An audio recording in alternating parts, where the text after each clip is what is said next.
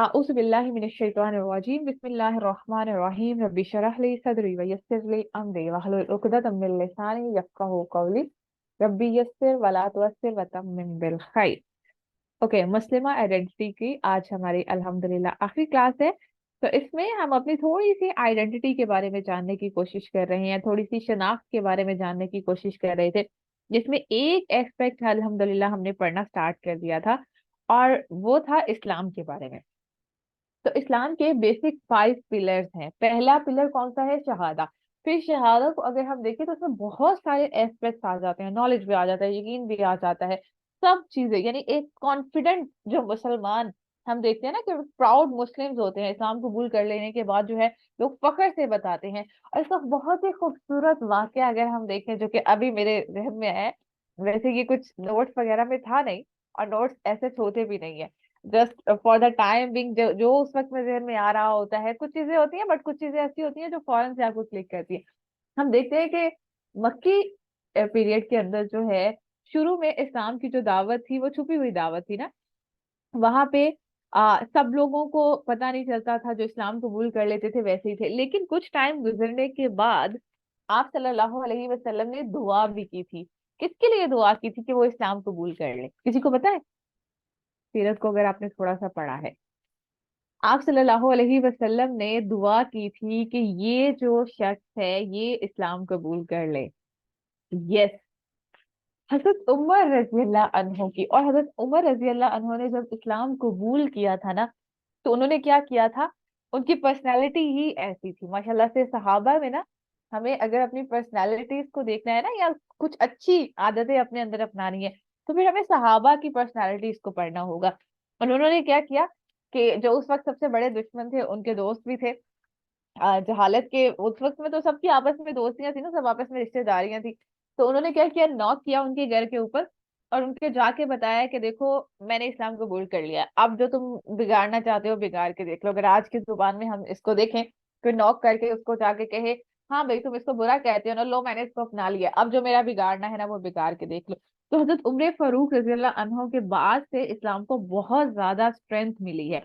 तो हम भी अपना जायजा लें कि हम जो मुसलमान हैं, हमसे इस्लाम को स्ट्रेंथ मिल रही है, या इस्लाम को हमने जस्ट अपोलोजेटिक मुसलमान की तरह बस, हाँ ठीक है ये कर लेते हैं, जहां पे थोड़ा बहुत प्रेशर आया, पीयर प्रेशर्स को अल्हम्दुलिल्लाह आप लोग पढ़ चुके हैं, जहाँ पे थोड़ा सा प्रेशर आया, जहाँ पे थोड़ी सी हमें मुखालफत को फेस करना पड़ा, वहां पे हम पीछे हट जाते हैं। तो ऐसा नहीं करना।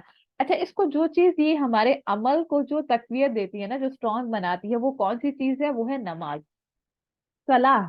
जब हम नमाज पढ़ते हैं तो ये हमें बहुत ज्यादा स्ट्रेंथ देती है। इसके बारे में एक छोटा सा वाक्य। एक रिवर थी, क्रिश्चियन थी, उन्होंने इस्लाम कबूल किया था, और उन्होंने अपनी जर्नी जो है ना वो पूरी एक इंटरव्यू में शेयर की थी। ऐसे बहुत सारे इंटरव्यूज होते हैं। आप लोग भी इसको जो है वो सुना करें, रियली ईमान बूस्टिंग होते हैं। मतलब हम मुसलमान हैं, लेकिन उनको सुनने के बाद एहसास होता है कि कितनी बड़ी नेमत अल्लाह ने हमें दी हुई है, और मुफ्त में, बिना किसी एफर्ट के, बिना किसी कोशिश के। तो उन्होंने बताया कि वो बहुत छोटी सी थी, और उनके घर के सामने जो है वो कुछ छोटी सी ऐसी स्पेस मौजूद थी जहाँ पे लोग नमाज पढ़ते थे। तो वो कहती मैं बहुत छोटी थी, और मुझे नहीं पता था ये लोग क्या कर रहे होते हैं, लेकिन मुझे बहुत अच्छा फील होता था कि वाह, ये लोग जो है कैसे एक ही वक्त में जो है वो खड़े हो रहे हैं, फिर उसके बाद झुक रहे हैं, फिर जमीन पे बिल्कुल जो है वो झुक गए हैं। वो कहती है कुछ टाइम के बाद ना मुझे बहुत अच्छा फील होने लग गया ना, जैसे लोग होते हैं मेडिटेशन कर रहे होते हैं, या कुछ ना कुछ और भी रिलीजन में होता है। तो उसने कहा कि मुझे लगा कि ये भी शायद इसी किस्म की कोई चीज है, तो मैंने इसको जो है, मुझे नहीं पता था क्या पढ़ते हैं क्या नहीं करते, मैंने जस्ट उनको फॉलो करना शुरू कर दिया। क्योंकि मेरी विंडो से बिल्कुल सामने छोटे से बच्चे, वो कह रही है मैं 8 9 10 साल की शायद थी, और मुझे नहीं पता था वो क्या कर रहे हैं। वो कहती है जब मैं खड़ी हुई हूँ, और उसके बाद मुझे नहीं पता क्या करना है क्या नहीं करना है, क्योंकि वो तो क्रिश्चियन थी ना, वो मुसलमान तो नहीं थी। कहती है लेकिन वेरी फर्स्ट टाइम जब मैं सजदे की हालत में गई हूँ, तो मुझे ऐसे लगा है कि जैसे मेरे अंदर एक सुकून सा आ गया है। हालांकि मैं मुसलमान नहीं थी, लेकिन इसके बावजूद मुझे ऐसा लग रहा था कि मेरे अंदर सुकून आ गया है। तो उसने कहा कि ये मेरी अब आदत बनती जा रही थी। पहले ही इस्लाम कबूल करने से पहले ही वो कहते मेरी आदत बन जाती थी कि जब भी मैं बहुत ज्यादा डिप्रेस होती थी, मैं बहुत ज्यादा परेशान होती थी, तो मैं क्या करती थी, मैं सजदे वाली जो एक प्रैक्टिस थी उसको कर रही होती थी। और ये बात इतनी ज्यादा मुझे क्लिक की, ओके, ये आपने लेक्चर सुना है, माशाल्लाह, बहुत खूबसूरत जर्नी थी उनकी। तो ऐसी जर्नीज जो है ना, ये यूट्यूब पे आपको चैनल भी मिल जाएगा, आई थिंक टुवर्ड अटेनिटी है। उर्दू में भी इनके होते हैं और इंग्लिश में भी होते हैं। Exactly exactly. तो उन्होंने ये चीज बताई कि सजदे की हालत में जो है वो किस तरह से होता है। तो एग्जैक्टली यही चीज जो है, ये तो हम तो मुसलमान है ना, हमारा बिलीफ सिस्टम बहुत स्ट्रांग है। आज आपको पता है साइंस भी इस चीज को प्रूव कर रही है। और डिप्रेशन के हवाले से जो एक प्रैक्टिस कहा जाता है, और हम तो मुसलमान हैं, और हमें ये कहा भी गया है, रिकमेंडेड भी है कि सजदे को लंबा करना चाहिए और सजदे की हालत में दुआएं भी मांगनी चाहिए। तो अगर आपको कभी भी थोड़ा स्ट्रेस फील हो रहा है, एक्साइटेड फील हो रही है ना, अपने सजदे को लंबा कर दे। क्योंकि एक तो सजदे की हालत में वैसे ही हम अल्लाह के बहुत ज्यादा करीब हो जाते हैं। बिल्कुल इंसान जो है वो झुक जाता है, और वो एक होता है ना बेबस वाला, हेल्पलेस वाला, एक वो वाले पोस्चर में हम चले जाते हैं। दूसरा ये है, साइंटिफिकली क्या है, कि हमारे ब्लड की जो सर्कुलेशन है ना, वो सर्कुलेशन क्या होती है, हमारा हार्ट नीचे होता है और हमारा ब्रेन ऊपर होता है, तो उसको पंप कर रहा होता है। लेकिन जब हम सजदे की हालत में होते हैं तो हमारा ब्रेन नीचे आ जाता है और हमारा हार्ट ऊपर चला जाता है। तो इससे भी स्ट्रेस काफी ज्यादा रिलीज होता है। ठीक है, नमाज के बारे में, अब ये नमाज में प्रैक्टिस नहीं कर लेनी कि हम बस स्ट्रेस दूर करने के लिए हैं। नो डाउट, ये तो एक सेकेंडरी चीजें हैं जो कि इंसान को बहुत ज्यादा हीलिंग करती है। नमाज नो डाउट बहुत खूबसूरत इबादत है। और नमाज के बारे में हमने बात की थी कि ये हमारी फिजिकल एक्शन है, यानी ये हमारा फुल बॉडी एक्शन है ना, इसमें फुल बॉडी हमारी यूज हो रही होती है। तो इसी से जो हमें एक अपना पैराडाइम थोड़ा सा शिफ्ट करना है, या हम अपने पर्सपेक्टिव को चेंज करना चाहते हैं कि हमारी बॉडी लैंग्वेज क्या होती है। हमने शहादा के बारे में क्या कहा था, वो जुबान जिससे शहादा, जिसका अल्लाह का, रसूल सल्लल्लाहु अलैहि वसल्लम का नाम आता है, वो कभी किसी का दिल दुखाने वाली बातें नहीं कर सकती। वो कभी स्लैंग लैंग्वेज और बुरे अल्फाज इस्तेमाल नहीं कर सकती। ये शहादा जब हम कह रहे हैं तो उसका कोई ना कोई जाहिरी, हमने क्या किया है कि हमने इबादत की भी जाहिरी, यानी जो अपेरेंस थी उनको तो ले लिया, लेकिन जो उसकी रूह थी असल में, जिस्म को तो ले लिया लेकिन रूह को छोड़ दिया। तो ऐसा कभी हो सकता है कि किसी चीज की रूह को छोड़ दिया जाए और उसके बाद जो है वो हमें उसका वैसे ही बेनिफिट मिल जाए। तो इसी तरह से जब हम नमाज पढ़ते हैं तो ये हमारी फुल बॉडी लैंग्वेज, हमारे हाथ, हमारे कान, हमारी आंखें, इन सबको कंट्रोल कर रही होती हैं। तो सोचिए अगर हम इन दो चीजों को ही कंट्रोल कर लेते हैं, लेट सपोज हमारी जुबान भी हमारे कंट्रोल में आ गई है और हमारी फुल बॉडी लैंग्वेज, हमारे फुल बॉडी पार्ट्स जो है वो भी हमारे कंट्रोल में आ गए हैं, तो कितना खूबसूरत हो जाएगा। और इस्लाम में मुसलमान है भी यही, जिसकी जुबान और हाथ से दूसरे मुसलमान महफूज रहते हैं। तो नमाज को पढ़ना है लेकिन पूरी मोहब्बत के साथ पढ़ना है। ऐसे ही नहीं कि उठे बैठे बस जो ये कर लिया। हम क्या करते हैं, हम नमाज को क्या करते हैं, ओके जल्दी जल्दी से ये काम कर लेते हैं और उसके बाद नमाज पढ़ेंगे। ऐसा नहीं होता। हम क्या कहते हैं, जल्दी जल्दी से नमाज पढ़ लेते हैं, फिर मैं आपके साथ आके बैठ जाऊँ, जल्दी जल्दी से नमाज पढ़ लेती हूँ, फिर मुझे खाना खाना है, जल्दी जल्दी से नमाज पढ़ लेती हूँ, मुझे मुझे ये क्लास लेनी है। नहीं, ये जल्दी जल्दी वाला नमाज से निकाल के ये बाकी कामों में भी अच्छा नहीं है, लेकिन ये हम वहां पे तो रख सकते हैं, लेकिन नमाज में ये नहीं रखना। जब नमाज में है फुल फोकस के साथ। आज हम कहते हैं ना, हम चीजों के ऊपर फोकस नहीं कर पाते, हम चीजों के ऊपर कॉन्सेंट्रेट नहीं कर पाते, हमें जो है वो वैसे हम डिसिप्लिन नहीं हो पाते। तो असल मसला ये है कि हम अपनी नमाज को देखें। अगर जिंदगी के मामलात को देखना है कि वो कहाँ चल रहे हैं, तो अपनी नमाज को देखें कि मेरी नमाज कैसी है। जैसे जैसे हमारी नमाज बेहतर होती चली जाएगी, वैसे वैसे हमारी मामलात, सब चीजें बेहतर होती चली जाएगी। लेकिन नमाज एक बेसिक पिलर है। और आप सल्लल्लाहु अलैहि वसल्लम क्या कहते थे कि मेरी आंखों की ठंडक क्या है, नमाज है। और हमारी आंखों की ठंडक कब बनेगी, ये नमाज। बस ये हमें तय करना है कि हम कब अपनी आंखों की ठंडक बनाएंगे। और हमने ये देखा भी है, आप में से किसी ने ये चीज फील की है या नहीं की, जब हम नमाज जिन डेज में नहीं पढ़ रहे होते, उसमें एक अजीब सी बेचैनी सी होती है, कुछ कमी सी महसूस हो रही होती है कि यार कुछ कम है, पता नहीं क्यों। और इन दिनों में वैसे भी स्ट्रेस जो है ना वो थोड़ा सा बढ़ जाता है, हार्मोनल चेंजेस भी होते हैं और बहुत सारी चेंजेस भी हो रही होती हैं। तो उसमें एक मिसिंग फैक्टर जो नजर आता है वो नमाज का भी होता है, कि उस तरह से हम उस वहां पे कनेक्ट नहीं कर पा रहे होते। और मुझे तो हमेशा शिद्दत से इंतजार होता है कि कब हम वापस जो है वो नमाज में, ऑल्दो ये भी अल्लाह की तरफ से, अल्लाह ने हमारे लिए जो है, अब इसको किसी बुरी चीज में नहीं समझना चाहिए। क्यों? क्योंकि अल्लाह ने जहाँ पे जिस चीज की रुखसत दी है वो अल्लाह ने दी है, तो इसको बुरा नहीं समझना चाहिए। हाँ, लेकिन एक अफेक्शन हो जाती है, एक दिल का लगाव हो जाता है, तो वो फिर मिस इंसान करता है उस चीज को। तो अगर हमें ये मिस नहीं कर पा रहे, इट मीन्स अभी मोहब्बत का वो लेवल नहीं आता। यस, बिल्कुल। उन डेज में जो है ये काफी सारे हार्मोनल चेंजेस भी होते हैं, इसीलिए कहते हैं कि उन डेज में अज़कार करने चाहिए। क्योंकि अज़कार पे सिर्फ पाबंदी नहीं है ना, बाकी सब चीजों पे है, लेकिन अज़कार जो है वो बहुत ज्यादा, ताकि हम अल्लाह के साथ कनेक्ट हैं।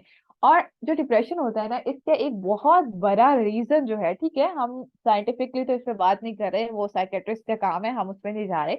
लेकिन इसमें दो तीन चीजें ऐसी हैं, अगर हम उसको अपनी जिंदगी में अपना लें तो हम डिप्रेशन से बहुत हद तक खुद हील हो सकते हैं। यानी हमें वो मेडिसिन और उन क्योर्स के ऊपर जाने की इतनी जरूरत नहीं पड़ेगी, वो साइकिल जो है वो बहुत जल्दी हम उसको तोड़ देंगे।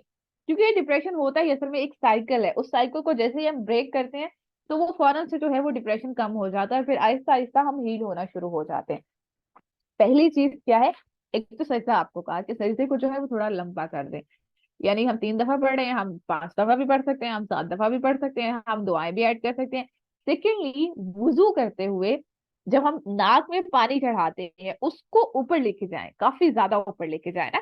वो हमें लगता है कि ओहो खारिश होना शुरू हो जाएगी या कुछ हो जाएगा, नहीं, ये तो वैसे भी इस्लाम ने हमें इसका कहा है। और उसको जोर से फिर जो झाड़ते हैं, यानी ऊपर लेके जाना है और उसको बाहर निकालना, ये अमल ऐसा होता है कि इससे भी डिप्रेशन बहुत कम होता है। क्योंकि असल में डिप्रेशन है क्या, वसवसे होते हैं ना।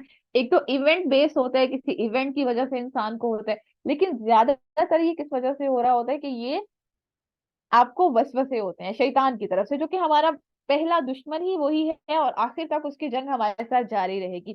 तो वो जो वसवसे आ रहे होते हैं, इसको कंट्रोल करने के लिए एक तो सजदा लंबा हो जाएगा, ये भी उसको बात बहुत बुरी लगती है। फिर जब वुजू करेंगे तो वो यहाँ पे बैठा हुआ होता है, वो भी निकल जाएगा।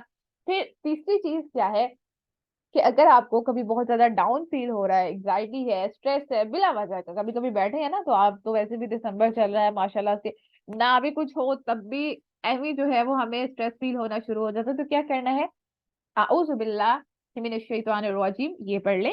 या फिर ये पढ़ ले, आऊज़ु बिल्लाहि समीउल अलीम मिनश शैतानिर रजीम। यानी इसमें दो नाम अल्लाह के जो है वो और ऐड हो जाएंगे। ये पढ़ने के बाद, 3 दफा पढ़ने के बाद जो है वो अपने सीने के ऊपर जो है, यानी लेफ्ट साइड पे हमारा होता है, उस पे जो है वो आपने कर देना है, वो जैसे करते हैं ना धुतकारने वाला अंदाज, 3 दफा जो है थु, थु, थु, इस तरह से 3 दफा कर दे। ये भी बहुत ज्यादा आपको हीलिंग फैक्टर देता है। और एक और चीज, अभी मैंने 3 चीजें आपको बता दी हैं, चौथी चीज कि जब आपको इस तरह से नेगेटिविटी फील हो रही होती है, तो एक और दुआ पढ़ें, अल्लाहुम्मा इन्नी आऊज़ु बिका मिनल खुबुसी वल खबाइस।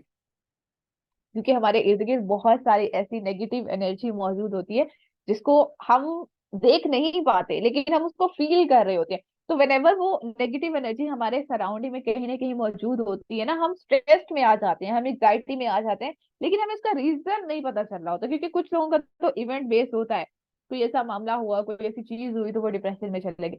लेकिन कुछ लोगों का कुछ भी नहीं होता ना, एंग्जाइटी है भी बिला वजह की है, स्ट्रेस है भी बिला वजह का है, बॉडी स्ट्रेस में आई हुई है।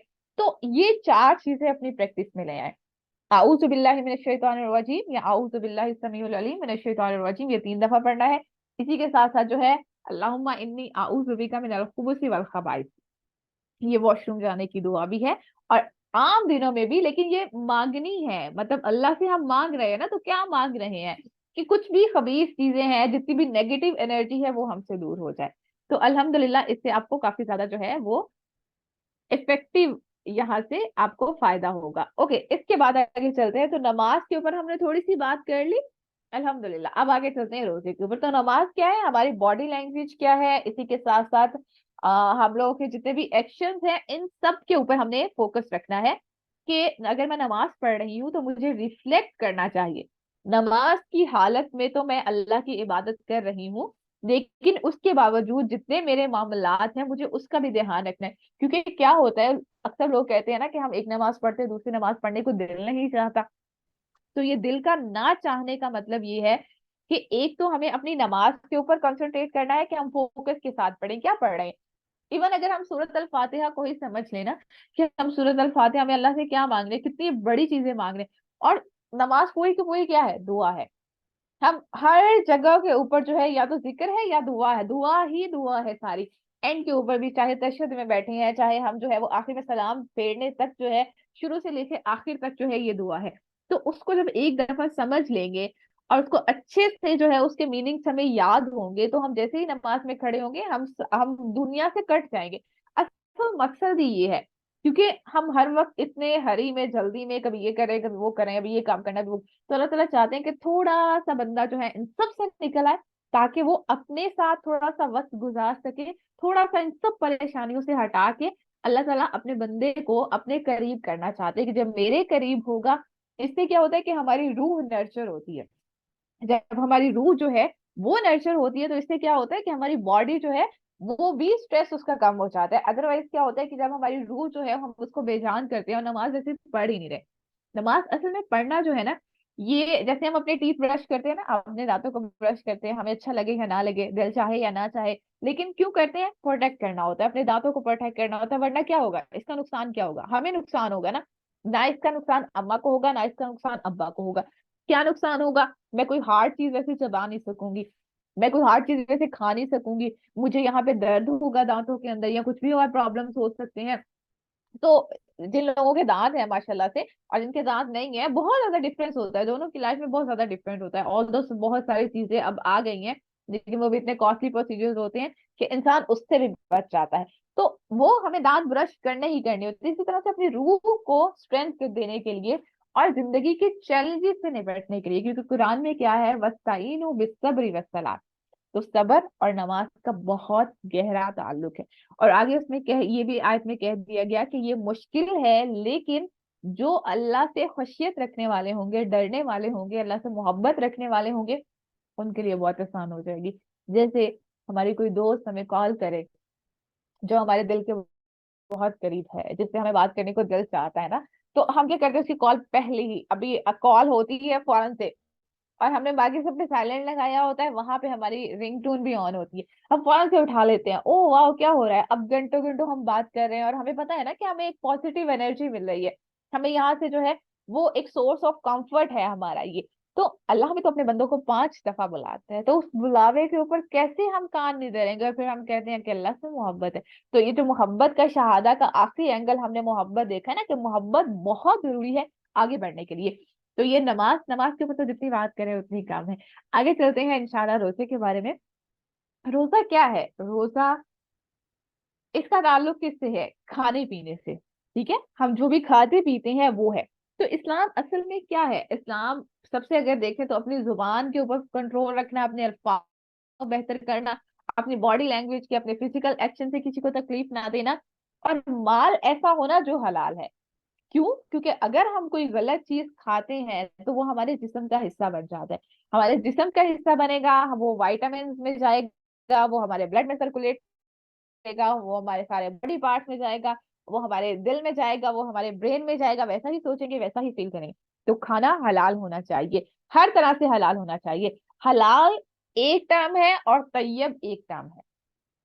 ठीक है, हलाल का मतलब ये है कि जिसमें बाकी सब चीजें आते हैं। अब जैसे चिकन की हम बात करें, जंक फूड की हम बात करते हैं, जंक फूड में अगर हम बहुत ज्यादा एक्सेसिवली उनको यूज कर रहे हैं तो वो भी हमारी बॉडी को डैमेज करते हैं। आज हम न्यूट्रिशनिस्ट के पास जाते हैं या बहुत सारी ऐसी चीजें होती हैं, ऑल्दो सब हेल्दी डाइट है।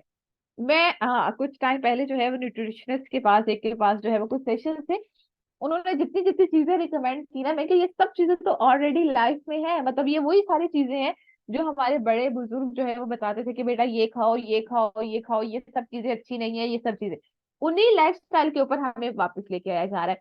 और मुझे उस वक्त में आप सल्लल्लाहु अलैहि वसल्लम की हदीस याद आ रही थी, जिसमें आप सल्लल्लाहु अलैहि वसल्लम ने किताबुल फितन को पढ़ते हैं ना, तो उसमें किताबुल फितन में आप सल्लल्लाहु अलैहि वसल्लम की हदीस आती है कि जब भी ऐसा टाइम आएगा, फितनों का दौर आएगा, तो तुम लोग जंगलों में, पहाड़ों पे निकल जाना। अगर हम इसको थोड़ा सा सोचे तो इट मीन्स कि ऑर्गेनिक की तरफ हमने जाना है। ये जितना भी हमारा लाइफस्टाइल बन चुका है ना, सारे का सारा, ये खा लिया, वो खा लिया, सब कुछ कर लिया, और ये सब छोड़ के ऑर्गेनिक की तरफ, और ये भी असल में ऑर्गेनिक की तरफ है। इवन कि जो डाइट कर रहे होते हैं उनको फास्टिंग रिकमेंड की जाती है, 14 आवर की फास्टिंग है, 16 आवर की, आपने जो है वो जस्ट 2 स्लॉट लेनी है, और आपका जो है वो फूड पोर्शन इतना होना चाहिए। तो देखिए ये सब बातें वो कौन सी कह रहे हैं, फूड पोर्शन इतना होना चाहिए। आप सल्लल्लाहु अलैहि वसल्लम ने 1450 साल पहले हमें बता दिया था कि खाना जो है वो कितना खाना है, कितनी कैपेसिटी में खाना है, कि तुम्हारे पेट में इतनी जगह बाकी हो, ऐसा ना हो कि पेट फूल के गुब्बारा गुब्बारा बन जाए और तुम खाए जा रहे हो, खाए जा रहे हो, खाए जा रहे हो। हमारी उस्ताजा कहती होती है कि अगर आपने एक बाइट ली है ना, सिर्फ एक बाइट ली है किसी भी चीज की, आपने आइसक्रीम की एक बाइट ली और आपको उसका मजा आ गया है, यानी वो मजे वाली एक चीज होती है ना, आपको उसका मजा आ गया, तो बस कर इतना ही काफी हो जाता है।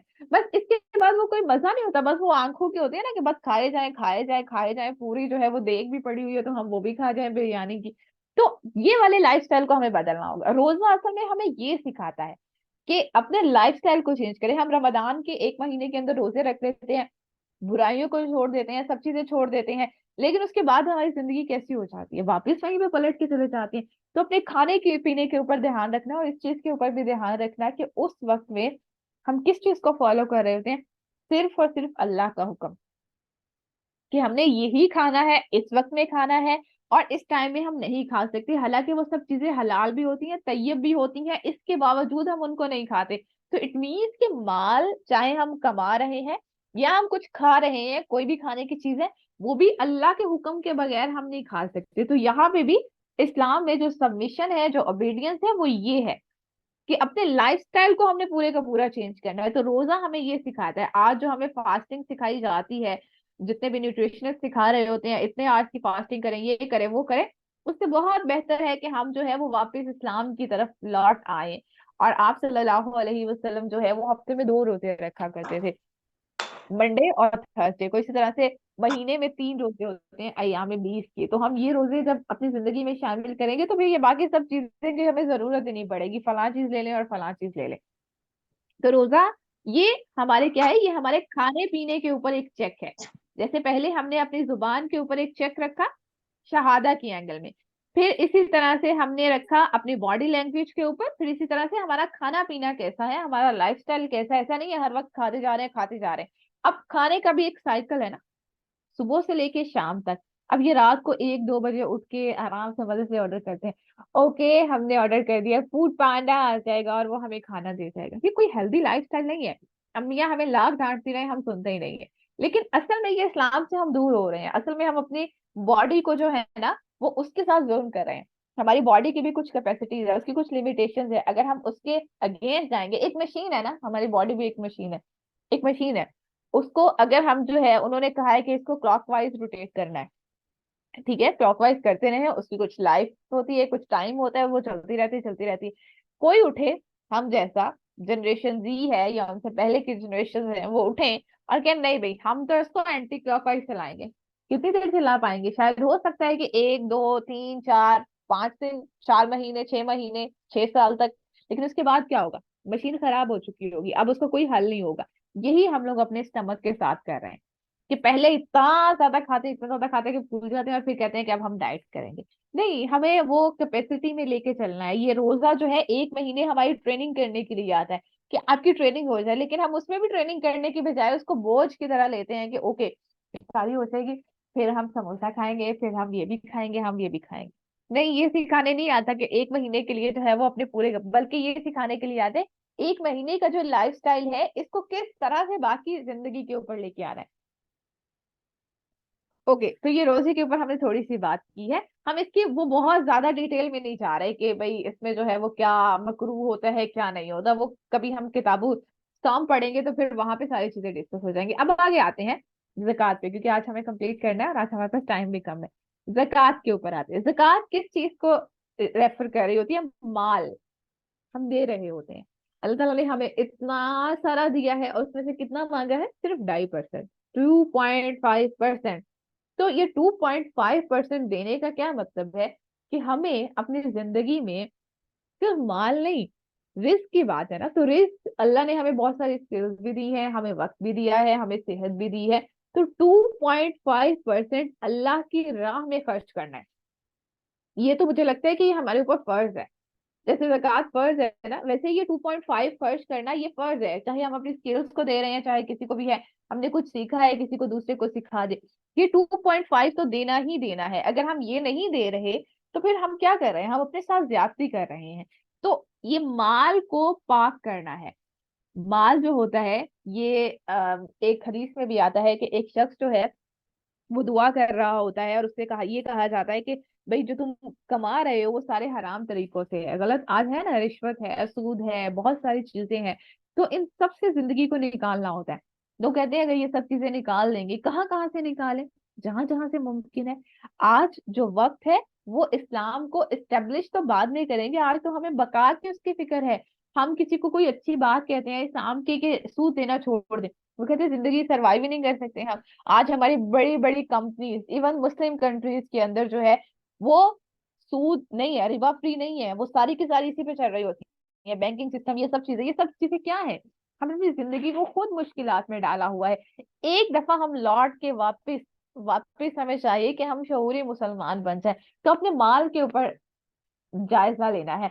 मेरे पास जो माल है, अगर मैं अपनी फैमिली में इस पोजीशन में हूँ कि मैं किसी को मशवरा दे सकती हूँ या कोई मेरी बात सुनने वाला है, तो मुझे उसको भी बताना है कि ये चीज सही नहीं है और माल कैसा होना चाहिए। और ज़कात 2.5 मांगा है, तो 2.5 एटलीस्ट हमें जिंदगी में देना है। और सदका ये तो वो है ना जो फर्ज है, ये फर्ज की बात की जाए, इसके ऊपर नफली जो है वो हम कितना भी कर सकते हैं। जितना खर्च करेंगे वो क्या होगा, वो पलट के हमारे पास ही वापस आएगा, जितना हम देते हैं उतना ही हमारे पास आता है। क्योंकि कभी भी ऐसा नहीं होता कि हम अल्लाह की राह में खर्च करें और कुछ कम हो जाए, चाहे फिर वो हमारी स्किल्स है या हमारा वक्त है। अगर हम वक्त को स्पेंड करेंगे तो अल्लाह ताला वक्त में बहुत बरकत डाल देगा। पहले भी ऐसा ही होता है। आज क्या होता है कि हम टाइम कहाँ स्पेंड कर रहे होते हैं, सोशल मीडिया के ऊपर। इवन कि अगर सोशल मीडिया पे कोई टाइम स्पेंड नहीं भी करा, कह रहे हैं हमारे घर की रिस्पॉन्सिबिलिटीज भी बहुत ज्यादा है, तो हम कैसे टाइम स्पेंड कर सकते हैं या हम कैसे वक्त निकाल सकते हैं, हम उसमें से भी निकाल सकते हैं। सोचें, वक्त किसके हाथ में है, अल्लाह के हाथ में है ना। तो अल्लाह चाहे तो वक्त को हमारे लिए रोक सकता है, इसमें कौन सी बड़ी बात, हम क्या है, हमारे लिए ऐसे थोड़ी होगा। भाई अगर हम ऐसा सोचेंगे, नहीं, मोजज़े उन्हीं के लिए होते हैं जो मोजज़ों पे यकीन रखते हैं, जो मोजज़ों पे यकीन नहीं रखते उनके लिए कभी मोजज़े नहीं होते। तो वक्त में हो सकता है बाकी सब लोगों के लिए बहुत तेज चल रहा हो, हमारे लिए स्लो डाउन हो जाए। यही हो सकता है अल्लाह ताला सबके लिए स्लो डाउन कर दे उसको, सिर्फ हमारी वजह से, तो ऐसा पॉसिबल है। तो इसलिए खर्च करते हुए, चाहे वो हमारी स्किल्स है, चाहे वो हमारा माल है, एक तो उसको पाक हलाल तरीकों से, कोई गलत सोर्स नहीं होना चाहिए, कोई गलत तरीका नहीं होना चाहिए। इसी के साथ साथ हमारा जो है स्पेंडिंग, अगर हमारे पास माल नहीं है, घर वाले जक़ात देते हैं ना, तो मैं जक़ात किस चीज की दूं। जक़ात क्या है असल में, पाक करना ना, तो मैं अगर अपना वक्त स्पेंड कर रही हूँ तो वो भी मेरी जक़ात हो जाएगी। तो जक़ात का एक बहुत ब्रॉडर टर्म है, हम जस्ट इसको जो है वो 2.5 माल के साथ करके बस गोल्ड पे दे दी, इस पे दे दी, इस पे दे दी, जबकि जक़ात का एक पूरा होल टॉपिक है। तो मेरे पास क्या है, मेरे पास मेरी स्किल्स है, मेरा वक्त है, मेरी सेहत है, तो मैं इसको अल्लाह के नाम में स्पेंड कर दूं। किसी को कोई अच्छी बात बता दूं, किसी को कोई अच्छी चीज सिखा दूं। जरूरी नहीं है कि ये सिर्फ दावा में ही हो, बल्कि कोई किसी को कोई अच्छी स्किल भी सिखाई जा सकती है ना, किसी को इंडिपेंडेंट बनाने के लिए कोई चीज भी दी जा सकती है, उनकी हेल्प की जा सकती है, मदद की जा सकती है। तो ये हमारे माल से रिलेटेड है। हमारी जुबान भी होगी, हमारी बॉडी लैंग्वेज भी होगी, हमारा खाना पीना भी हो गया, और हमारा इसी के साथ साथ माल भी हो गया, खर्च करने के हवाले से भी हो गया। अब हज है, हज किस चीज को रिप्रेजेंट करता है, कोई एक स्पेसिफिक चीज इसमें से जो आपको नजर आती है। जी जी जी जी, जल्दी से बताएं। हज किस चीज को, कोई एक चीज जो हज का सुन के आपके दिमाग में आती है, कोई पहली चीज। अराफात पे जमा होना, यस। कोई और चीज। कुर्बानी।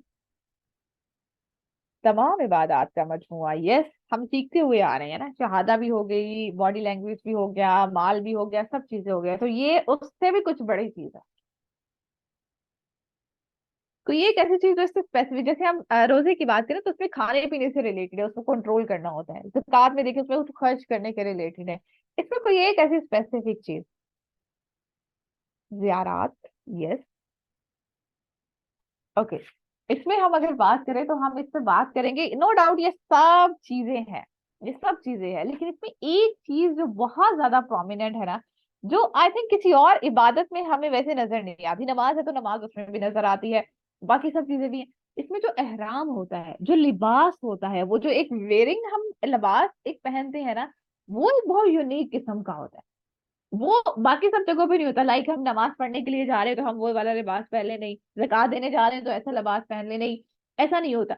वो जो एक लिबास है, तो इट मीन्स कि जहां हमने खाने पीने का इस्लाम ने हमें बता दिया, जहां हमें खर्च करने के बारे में बता दिया, माल के बारे में बता दिया, वहां पे हमने क्या पहनना है इसकी भी हमें गाइडलाइन दे दी गई है। तो जो ये शख्स कहता है कि इस्लाम में जो है हमें क्या पहनना चाहिए क्या नहीं पहनना चाहिए। अब इसका मतलब ये नहीं है कि हमें एहराम ही हर वक्त में वेयर करना है, नहीं, उसका भी तकद्दुस है, उसकी भी कुछ शराइत हैं, उसके साथ बहुत सारी कंडीशंस अटैच होती हैं। लेकिन हमारा लिबास होना कैसा चाहिए, जो अल्लाह को पसंद है। हम ऐसा नहीं कर सकते कि हज करते हुए हम अपनी मर्जी का लिबास पहने, नहीं जी मुझे तो जो है वो जींस शर्ट पहननी है, मुझे तो जो है वो अबाया पहनना है, नहीं। जो एक खास किस्म का एक खास तरीके का लिबास होता है हम वही पहनते हैं। हम उसके अलावा कोई और किसी भी तरह का क्लॉथ नहीं पहन सकते, हम किसी और रंग का नहीं पहन सकते। तो ये चीज किस चीज को रिप्रेजेंट कर रही है, जिस वक्त में जैसा लिबास अल्लाह ने मुझे कहा है मैंने वैसा ही पहना है। मैं घर में हूँ, जिस तरह का लिबास अल्लाह को पसंद है मैं वैसा पहनूंगी। बाहर होंगे, जिस तरह का लिबास अल्लाह को पसंद है, इसके बारे में क्लियर अहादीस हमारे पास मौजूद है, कुरान की आयत मौजूद है कि हमें किस तरह का पहनना चाहिए, किस पॉइंट पे किस तरह का पहनना चाहिए। ठीक है, बेयर मिनिमम इतना होना चाहिए कि हमारी ड्रेसिंग लूज होनी चाहिए। मैं ये बेयर मिनिमम की बात कर रही हूँ कि हम अगर पहन रहे हैं, लेट्स सपोज कि हमने शर्ट और उसके साथ ट्राउजर पहना है, तो एटलीस्ट वो खुला होना चाहिए कि हमारे बॉडी कर्व जो है वो किसी तौर पे भी वाज़ेह ना हो। और हमारे फुल कवरिंग होनी चाहिए, यानी हेयर्स हमारे कवर होने चाहिए, हमारी चेस्ट हमारा सीना कवर होना चाहिए। फिर इसके बाद आगे बहुत सारे लेवल्स है इसके। ये बेयर मिनिमम लेवल है, इससे आगे बहुत लंबा सफर होता है। जैसे मोहब्बत होती है ना, उसका पहला एक स्टेप होता है, और फिर उसके आगे जितना बढ़ते चले जाएं, पहली दफा शायद होगा हमने अपनी किसी दोस्त को एक चॉकलेट छोटी सी दी होगी, फिर उसके बाद हमने उसको बहुत खूबसूरत सा कोई गिफ्ट दिया होगा, कभी कोई जोड़ा दिया होगा, कभी कुछ दिया होगा। तो ये मोहब्बत है, जितना आगे बढ़ते चले जाएंगे उतना ही। तो हज से जैसे बाकी सब चीजें हमें कनेक्ट करती हैं, वैसे हमें अपने लिबास को, अपनी वेयरिंग को, अपने क्लॉथ्स को बहुत ज्यादा देखना है। तो ये 5 एंगल्स है। ये थोड़ा सा मैंने कोशिश की कि हम थोड़े से अपने पर्सपेक्टिव को चेंज कर सके। होपफुली कि ये आपको कुछ कुछ समझ में आया होगा। इसमें कोई सवाल है तो वो पूछे, फिर इंशाल्लाह हम हदीस के अगले हिस्से की तरफ से आते हैं।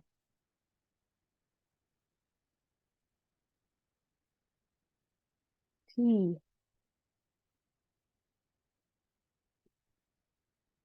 अल्हम्दुलिल्लाह क्लियर है। ओके।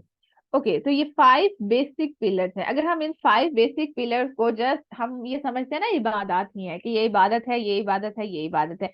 अगर हम इससे हट के ये पूरे होल डायमेंशंस को और होल पर्सपेक्टिव को ले, तो ये पूरे का पूरा इस्लाम ये है कि हमें किन किन चीजों के बारे में कॉन्शियस होना है। और फिर ही जब हम इन सारी चीजों के बारे में कॉन्शियस हो जाएंगे, एक दफा इसको पूरे दिल से अपना लेंगे, तो फिर हम बन जाएंगे कौन से मुसलमान, शऊरी मुसलमान। पैदा होते ही मुसलमान तो बन गए।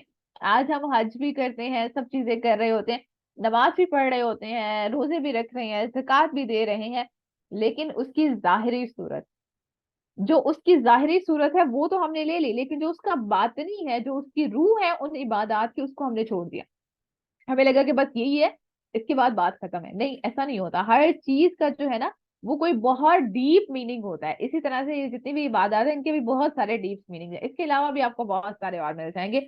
उससे आगे क्या है, ईमान के बारे में। तो सवाल क्या पूछा गया, काला फा अखबिरनी अनिल ईमान, ईमान के बारे में बतलाइए।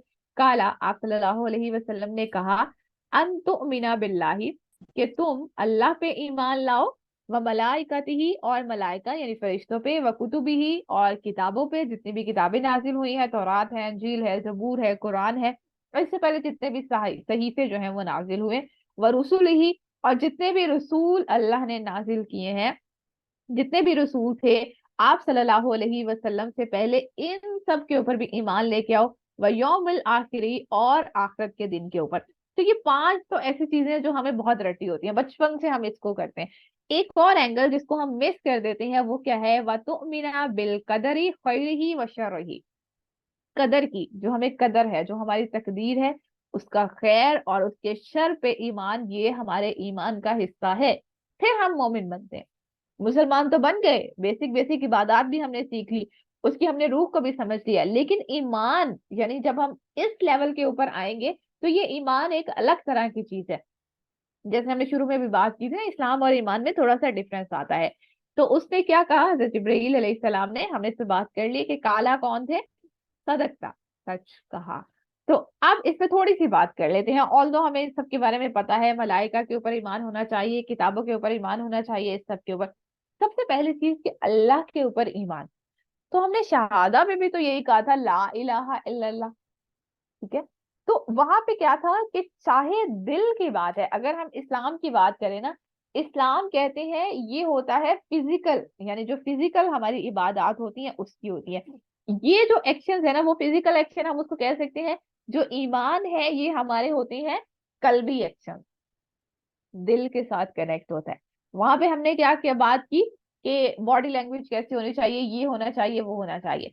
अब क्या हदीस आती है कि मोमिन वो है जो अपने मोमिन भाई के लिए वो चीज पसंद करे जो वो अपने लिए पसंद करता है। मोमिन का ये बात बताई गई, और मुसलमान की क्या बताई गई कि जिसकी हाथ और जुबान से दूसरे मुसलमान महफूज रहें। तो इट मीन्स कि शायद कि हम जुबान से भी अच्छी बात किसी को कह दें। कई दफा हम किसी को जो है वो दुआ दे रहे होते हैं और दिल ही दिल में कुछ और सोच रहे होते हैं। हो सकता है हम किसी को तोहफा भी दे दें हाथ से, और उसके लिए जो है वो हम दिल में तो वैसा महसूस नहीं कर रहे। तो ईमान असल में दिल की हालत है। दिल में कोई हसद नहीं होना चाहिए, कोई कीना नहीं होना चाहिए, कोई बुग़्ज़ नहीं होना चाहिए, दिल पाक होना चाहिए। ये दिल का तज़किया है। ये जितनी भी नेगेटिव इमोशंस और नेगेटिव थॉट्स है ना, ये असल में मोमिन बनाती हैं। पहला हमने मुसलमान की बात की जो हम सब हैं अल्हम्दुलिल्लाह। इसके बाद शऊरी मुसलमान, और इसके बाद मोमिन। ये बनता है मोमिन जिसका दिल पाक हो जाता है, जिसके दिल में कोई बुरी चीज नहीं होती, कोई हसद नहीं होता, किसी के लिए कोई बुरी बात ही नहीं होती। आप लोग सोच रहे होंगे ऐसा कैसे हो सकता है, ऐसा हो सकता है।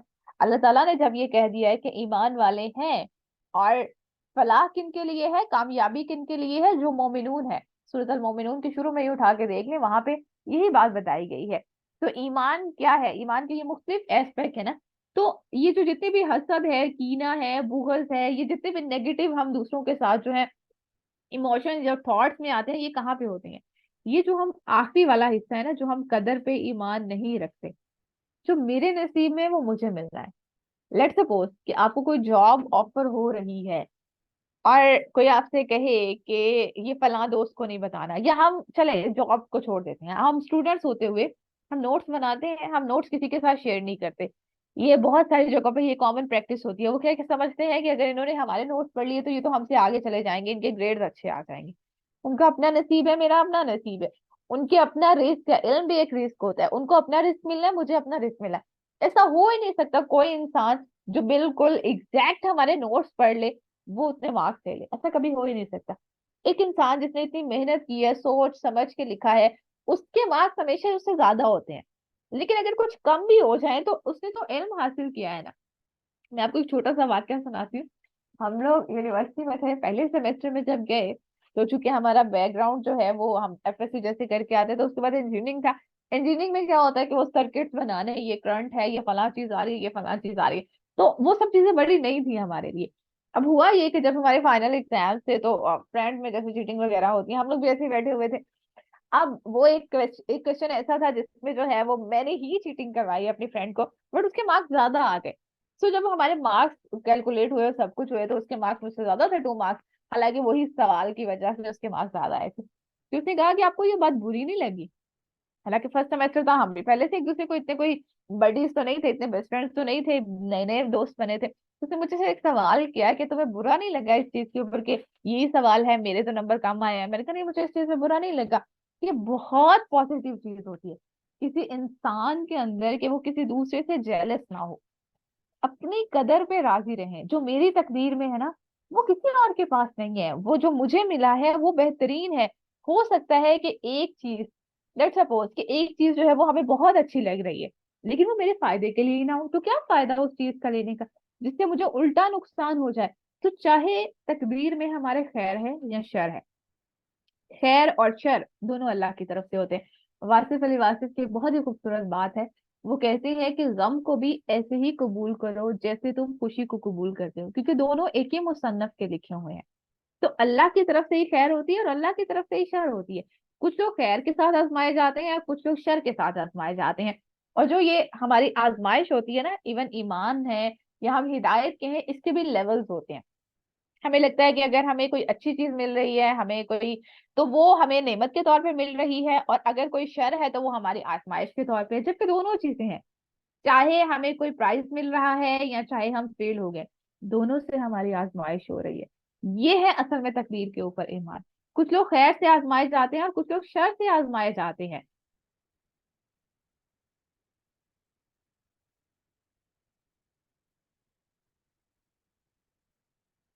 ईमान की जो बात है ना, ईमान को हम कोई पैरामीटर नहीं है, कोई ऐसा पैरामीटर नहीं है जिससे हम ईमान को जज कर सके कि किसमें कितना ईमान है। ये सिर्फ और सिर्फ मामला अल्लाह के साथ है। हमें किसी के ऊपर भी फिल्टर कोई सेट नहीं करना, ना हम अपने बारे में। अच्छा, दो चीजें हम यहाँ पे एक चीज समझ लें, ईमान की जब हम बात करते हैं ना, हर चीज को ईमान के साथ एक तो कनेक्ट कर दिया जा रहा है। इसका ईमान लो है इसलिए डिप्रेशन में है। भाई डिप्रेशन और भी बहुत सारी वजूहात की वजह से हो सकता है। इसका ईमान लो है तो इसलिए इसके साथ बुरा हो रहा है। ये सब चीजें, तो ईमान का ताल्लुक जो है ना, वो इन सब चीजों के ऊपर है। जैसे हम अल्लाह के साथ हमारा कनेक्शन है, तो अल्लाह के साथ मेरा कनेक्शन कैसा है? अगर मैं अल्लाह को जानती नहीं हूँ तो मेरा अल्लाह के साथ कैसे कनेक्शन होगा? जाहिर सी बात है, जैसा आम लोगों के साथ होता है। एक इंसान जिसको हम जानते नहीं उसके साथ हमारा कैसा कनेक्शन होता है, एक वो जिसको हम जानते हैं बहुत अच्छे से उसके साथ कनेक्शन कैसा होता है। ये है असल में ईमान। ईमान ये है कि जब हमें तकलीफ में होते हैं तो मेरा अल्लाह के साथ कनेक्शन होता है। ईमान ये है कि अगर मैं खुश होती हूँ तो मेरा अल्लाह के साथ कनेक्शन क्या होता है। जैसे लेट्स सपोज आपको कोई ऐसी न्यूज मिली है जिससे आपका दिल बहुत खुश हो गया। अब उस वक्त में आप जाए नमाज पे तो नहीं बैठ सकते, लेकिन ना ही आप ऊंचे से जो है वो अल्हम्दुलिल्लाह कह सकते, लेकिन आप दिल ही दिल में कह रहे होते हैं अल्हम्दुलिल्लाह, अल्लाह जी थैंक यू सो मच, ऐसे कहते हैं ना। तो वो फीलिंग क्या होती है आप, ये है असल में ईमान। और दूसरों के ईमान के ऊपर हमारा कोई पैरामीटर नहीं है कि हम उनको देख सके कि क्या इनका ईमान का लेवल है। तो खैर और शर कदर का जो है इसके ऊपर ईमान रखना है। यौमुल आखिरत, आखिरत के ऊपर ईमान होगा तो हम अपने ऊपर चेक रख सकेंगे। चेक किस तरह से रख सकेंगे कि मुझे क्या काम नहीं करना और क्या काम करना है। अगर हमसे कोई सवाल करने वाला ना हो तो हम जैसे चाहे जिंदगी गुजारे, क्या फर्क पड़ता है? पूरा साल हम अपनी तालीम के दौरान एजुकेशन में, अपने सेमेस्टर में या पूरे साल में, ये अगर हमारा है, हम जैसे चाहे पढ़े पढ़े ना पढ़े, क्लास में आए ना आए, नोट्स बनाए ना बनाए, क्या फर्क पड़ता है? कौन सा किसी ने पूछना है एंड के ऊपर, हमें तो प्रमोट कर दिया जाएगा। तो क्या नॉलेज होगा? आज के अगर सिनेरियो में हम देख लें तो कोई भी कुछ भी नहीं बन सकेगा, जहां पे है ना वहां पे भी नहीं बन सकेंगे। लेकिन अगर हमें ये पता हो कि मेरा एक टेस्ट होना है, मेरा हिसाब हो रहा है, इसके बाद रिजल्ट होना है, पोजीशन होनी है, तो इंसान उसी के अकॉर्डिंगली एफर्ट कर रहा होता है। तो यौम आखिरत भी ऐसे ही है। वो क्या होगा, एक ऐसा दिन होगा जिसने सबका बराबर कर दिया जाएगा। ओके, जिसने जैसा किया था उसको वैसा मिल जाएगा। और आज हम देखते हैं, हम वीडियो कैमरास और ये सब चीजों में सब रिकॉर्ड कर रहे होते हैं ना। तो सोचे हमारी वीडियो बन रही है, इस वक्त में भी हम जो कर रहे हैं जैसे कर रहे हैं, चाहे हम सो रहे हैं, चाहे हम दवाइयां ले रहे हैं, चाहे हमें जो है वो भूख लगी हुई है फिर भी हमें सुनना पड़ रहा है, क्लास लेनी पड़ रही है, तो एवरी मोमेंट हमारा कैच हो रहा है। और इसमें तो कोई मुश्किल की आज बात नहीं है। आज छोटी सी चिप होती है उसमें कितने जीबी डाटा होता है। तो इंसान की पूरी जिंदगी का, या जितने भी इंसान गुजरे हैं सबकी जिंदगी का साइकिल, हमें क्या पता है, एक छोटी सी चिप में जो है वो सारी का सारा जो है वो हमारे सामने उस दिन इतनी बड़ी एलसीडी, या पता नहीं क्या होगा, क्या माहौल होगा। वल्लाही ये तो अल्लाह ही बेहतर जानते हैं कि क्या माहौल होगा वहां पे हमारे सामने डिस्प्ले कर दिया जाए, इस वक्त में ये किया था। तो ये है असल में, ये बनाता है मोमिन, कॉन्शियस मुसलमान से ऊपर वाला लेवल आ जाता है जब इंसान को हर वक्त ये एहसास रहता है कि ओके मुझे एक दिन अल्लाह के सामने खड़े होना है, हिसाब देना है। और फिर रसूलों के ऊपर, तो रसूलों के ऊपर ईमान का एक लेवल तो ये है कि हम उनको मानते हैं कि अल्लाह के तमाम रसूल जो है वो अल्लाह की तरफ से भेजे हुए थे। एक और लेवल भी है कि हम उनकी जिंदगी से सबक लें। हर नबी की जिंदगी का एक अलग एस्पेक्ट मिलेगा। हर नबी की जिंदगी का आपको एक अलग डायमेंशन मिलेगी। ऐसा नहीं है कि हर हर नबी की जिंदगी एक जैसी थी, नहीं, उसमें इतना खूबसूरत चीजें होती है, इतना खूबसूरत सीखने के लिए होता है। हजरत इब्राहिम अलैहिस्सलाम को देखें, हजरत मूसा को देखें, हजरत ईसा को देखें, हजरत यूसुफ को देखें, इसी तरह से बाकी हजरत इस्माइल को देखें, या वो सब हजरत सुलेमान को देखें, कि माशाल्लाह से लीडरशिप क्वालिटीज कितनी खूबसूरत थी। तो हर नबी में जो है वो मुख्तलिफ रसूलों के है, तो उनकी जिंदगी के बारे में पढ़े। फिर किताबों के बारे में, तो ये तो हमने मान लिया कि किताबें सारी अल्लाह की तरफ से हैं। ऑल्दो आज कुरान जो है वो सही है, हालत में है, बाकी सब किताबों में बहुत सारी तहरीफात हो चुकी हैं। लेकिन ऐसी चीजें हम बहुत सारी उनको भी पढ़ सकते हैं, उनको भी हम पढ़ सकते हैं इस एंगल से कि हम उससे सीख सकें। ये नहीं कि जो चीजें चेंज हो गई हैं या जो इस्लाम के साथ या कुरान के साथ कॉन्ट्राडिक्ट कर रही हैं हम उनको अपनी जिंदगी में ले आए, या उसकी तालीमात को जिंदगी में नहीं। फॉलो किसको करना है, वो इस्लाम की डेफिनेशन से हमने पता चल गया कि फॉलो सिर्फ और सिर्फ इस्लाम को करना है, जो शरीयत है वो सिर्फ और सिर्फ इस्लाम की है। हाँ, लेकिन किताबों पे हमारा ईमान है कि ये अल्लाह की तरफ से थी, उसके बाद उसमें चेंजेस हुई है। कोई ये ना कहे कि हाँ ये जो किताब है ये तो थी ही नहीं, यानी जबूर है, अंजील है, तौरात है, ये तो अल्लाह की तरफ से थी ही नहीं। नहीं, अल्लाह की तरफ से थी, अल्लाह ने ही नाजिल की थी। लेकिन इनमें तब्दीलियां हुई हैं। हाँ, उस वक्त में ये मौजूद थी। आज हो सकता है कुछ ऐसा कॉन्टेक्स्ट उनका है, कुछ ऐसा उनमें जो है वो मटेरियल ऐसा है जो सही है, लेकिन बहुत सारा ऐसा है जो कि बदल चुका है। लेकिन कुरान ऐसी किताब है जिसके साथ मेरा ताल्लुक कैसा है, ईमान असल में ये है कि कुरान के साथ मेरा ताल्लुक कैसा है। तो ये हम खुद अपना जायजा ले लें कि कुरान के साथ मेरा ताल्लुक कैसा है। ये तो हमारे पास है ना, इसको पढ़े खोले देखे क्या है इसमें, क्या मैसेज है मेरे लिए, क्या पैगाम अल्लाह ने दिया है। फिर इससे पीछे आ जाए मलाइका। मलाइका फरिश्ते हर वक्त हमारे दाएं और बाएं कंधों के ऊपर बैठे हुए होते हैं। कभी ऐसा हुआ है कि हम कोई गलत काम कर रहे हो उनको कहे ओए तुम लोग आंखें बंद कर लो, हम ये काम करने जा रहे हैं, ताकि तुम्हें पता ना चले? ऐसा हो ही नहीं सकता। तो इस दिन यौम आखिरत पे जो हमें हिसाब देना है, फरिश्ते सब रिकॉर्ड कर रहे हैं किस तरह से वो लिख रहे हैं, कैसे कैसे अमल लिख रहे हैं। और फिर फजर और असर के टाइम में भी इसीलिए कहा जाता है कि फजर और असर की नमाज पढ़ने में जल्दी करें, क्योंकि फरिश्तों की ये शिफ्ट चेंज होती है ना। फरिश्ते सुबह वाले जो है वो चले जाते हैं, शाम वाले आते हैं। तो जब वो जाते हैं तो अल्लाह को क्या बताते हैं कि आपके बंदे को हम हालत नमाज में छोड़ के आए हैं। और जो आते हैं वो भी यही कहते हैं कि हम जब गए थे हालत नमाज में थे, जब हम वापस आए तो हालत। अल्लाह को तो सब पता है ना। तो ये कितनी खूबसूरत सी छोटी छोटी सी मोटिवेशनल अहादीस आप सल्लल्लाहु अलैहि वसल्लम ने हमें सिखाई है। तो ये है असल में इस्लाम से मोहब्बत करवाने का तरीका, अल्लाह से मोहब्बत करवाने का तरीका। पता नहीं हमने अल्लाह को एक सुप्रीम हस्ती तो बना दिया, लेकिन लोगों के दिलों में इतना डर पैदा कर दिया कि वो डरते हैं, लिटरली डरते हैं कुरान पढ़ने से, इस्लाम की तरफ आने से। वो कहते हैं ये तो बहुत रिस्ट्रिक्ट हो जाएगी हमारी लाइफ तो बहुत मुश्किल हो जाएगी। इतनी खूबसूरत हो जाती है, इतनी खूबसूरत हो जाती है कि अब अल्लाह की खातिर सब छोड़ने के लिए तैयार हो जाते हैं। अगर एक लेवल फिर ऐसा भी आ जाता है कि अगर उनको, ये जो ईमान वाले होते हैं, अगर उनको ये हुक्म दिया जाए कि सांस भी नहीं ले रही, तो वो अल्लाह के हुक्म की खातिर सांस लेना भी छोड़ सकते हैं। ये होता है ईमान का लेवल। तभी तो जो मुनाफिकीन थे मक्का मदीना में, वो क्या कहते थे? वो कहते थे जब मुनाफिकीन को ईमान वाले कहते थे कि देखो तुम ईमान लेके आओ, तो वो कहते थे इन बेवकूफों की तरह। यानी अबू बकर रज़ियल्लाहु अन्हु, हजरत उमर फारूक, हजरत उस्मान गनी, हजरत अली और बाकी सब सहाबा, उन सबको क्या कहते थे? बेवकूफ। इन सब बेवकूफों की तरह हम ईमान ले आए। असल में बेवकूफ तो वो खुद ही थे ना, मुनाफिकीन बेवकूफ होते हैं, क्योंकि उनको तो ना दुनिया में तो शायद थोड़ा फायदा मिल गया, जहन्नुम के आखिरी गड़े में होंगे, स्पेशल प्लेस है उनके लिए जहन्नुम में। तो ये है ईमान। ईमान हमारा फिल्टर जो है ना वो बहुत स्ट्रांग सेट कर देता है, और ये हमें जो अल्लाह से मोहब्बत में ना हम बहुत आगे चले जाते हैं, फिर ये दुनिया की कोई वुकत हमारी जिंदगी में नहीं रहती। हाँ, मुसलमान होते हुए, शऊरी मुसलमान होते हुए, तो फिर भी दुनिया की वुकत थोड़ी बहुत रह जाती है इंसान के दिल में, थोड़ी मोहब्बत। लेकिन ईमान के बाद ये मोहब्बत बाकी नहीं रहती। और ये मोहब्बत कैसे होगी? पहला लेवल अल्लाह के ऊपर ईमान है। हमने ऑल्दो इसको रिवर्स में शुरू किया था, लेकिन सबसे पहला क्या है? अल्लाह के ऊपर ईमान। अल्लाह के ऊपर ईमान कैसे होगा? अल्लाह को, हम में से कितने लोग हैं जिन्होंने अल्लाह के पूरे नामों को पढ़ने समझने की, तदब्बुर तफक्कुर गौर व फिक्र करने की कोशिश की है? एक एक नाम जिंदगी में कोशिश करें कि हर नाम के साथ आपके खुद की अपनी कोई इफेक्शन हो, आपकी कोई अपनी एफिलिएशन हो, आपके कोई अपने अल्फाज हो, आपका कोई अपना कनेक्शन पॉइंट हो। दूसरों का तो कनेक्शन पॉइंट अलग होते हैं ना। जब हम अपने कनेक्शन इस पॉइंट को एस्टेब्लिश करेंगे ना, फिर मजा आने लगेगा जिंदगी में। फिर छोटी छोटी सी चीजें होती है।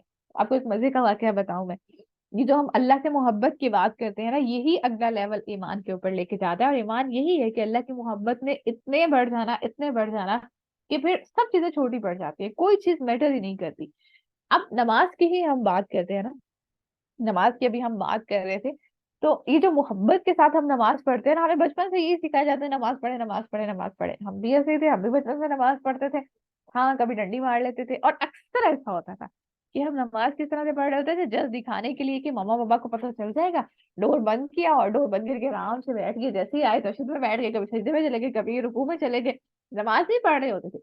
लेकिन उस वक्त में आइडिया नहीं होता था नमाज का मतलब क्या है, कि सीखा ही नहीं था ना।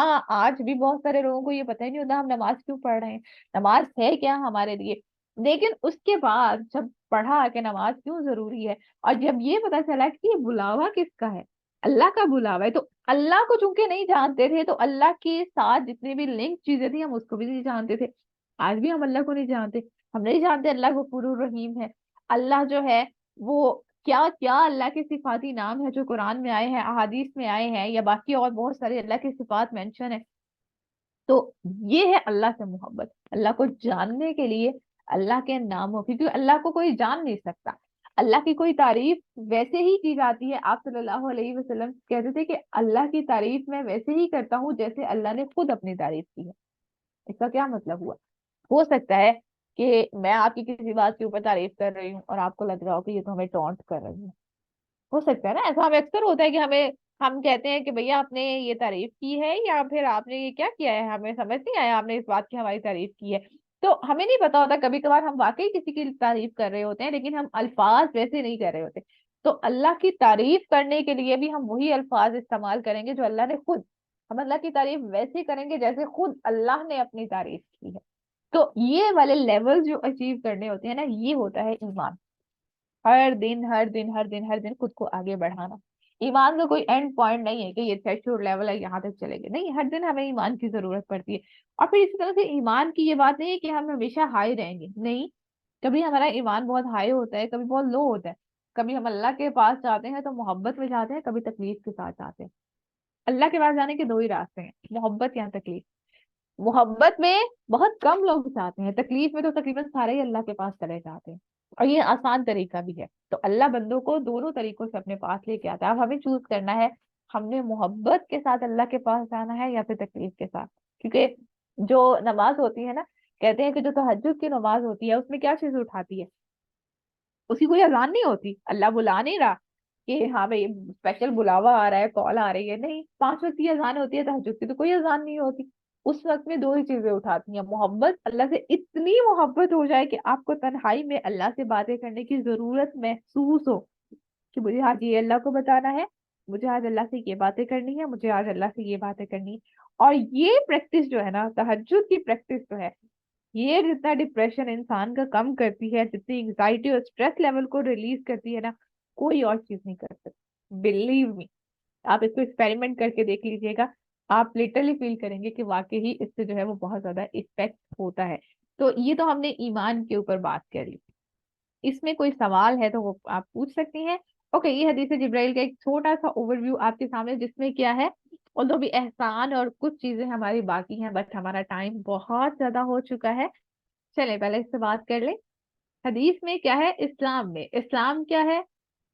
सबसे पहले शहादा, फिर उसके बाद नमाज, फिर उसके बाद क्या है, सौम, रोजा, फिर उसके बाद जक़ात और हज। इसी तरह से ईमान क्या है, ईमान की ये 6 लेवल्स है, जिसको हम अपना बिलीफ सिस्टम भी कहते हैं। और हमारा जो है ये अब लेवल्स है, पहला मुसलमान का है जो हम सब है।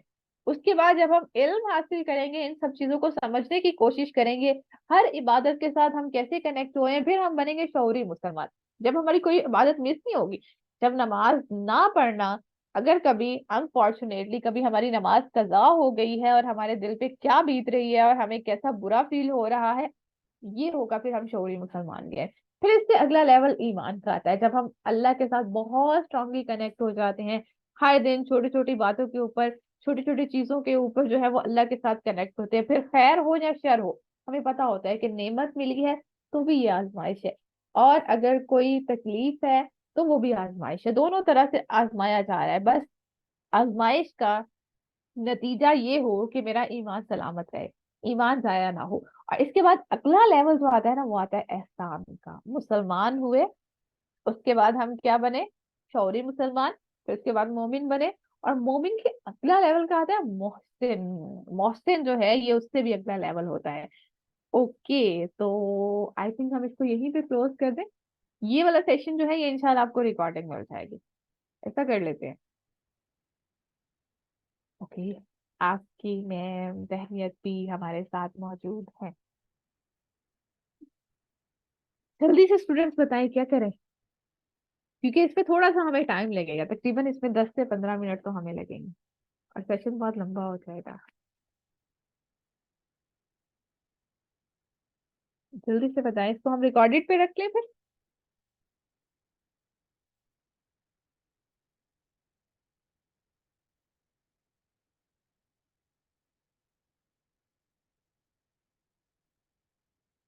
सही हो गया इंशाल्लाह। फिर ये जो है आखिरी वाला हिस्सा हम इंशाल्लाह रिकॉर्ड करके as soon as possible live हो जाता है तो वो आसानी हो जाती है, क्योंकि मुझे भी पता होता है कि लाइव आप लोगों की क्लास लेनी है।